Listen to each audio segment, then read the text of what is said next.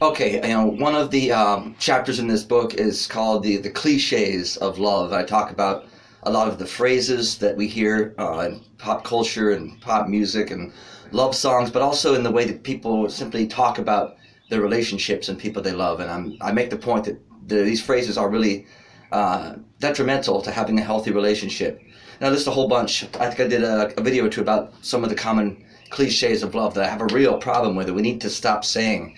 Because if I say that love is not about possessiveness, I think that statement it's not going to be controversial, and a lot of people won't question that statement. They'll kind of agree in principle. However, it doesn't jive with the other phrases we use when we talk about that's my man or my girl or my woman, or the first time I saw you, I wanted you to be mine.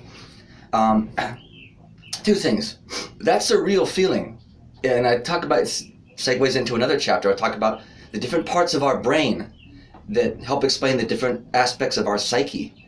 Our selfish, greedy side that wants to possess, lust and jealousy and fear, primal, powerful emotions. It's part of our nature and our psyche. Let's acknowledge that.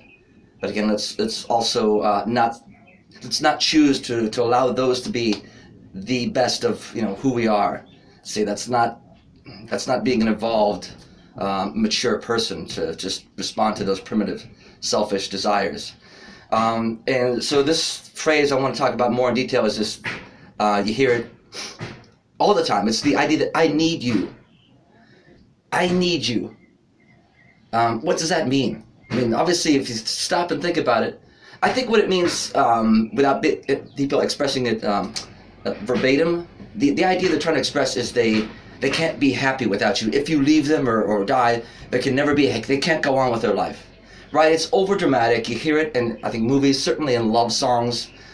These love songs are overly dramatic because that's kind of what songwriters do. They want to have an emotional payoff and get you hooked emotionally. But however, if we're not conscious of these things, and I analyze them a bit deeper, then we get into trouble. So if you stop and think about it, and certainly if you're older, you've been in some relationships, it's not your first relationship, it can be emotional, right, to lose someone that you really care about through death, or they just left you or cheated, what have you. It can be emotional, and it might feel like on some level that you need them for a time. But we all learn that life goes on. You don't need them to live, right? You still able to breathe and have to eat food and live your life, physically maintain an existence, and also you'll find happiness again. Just like owning that and accepting that right off the bat.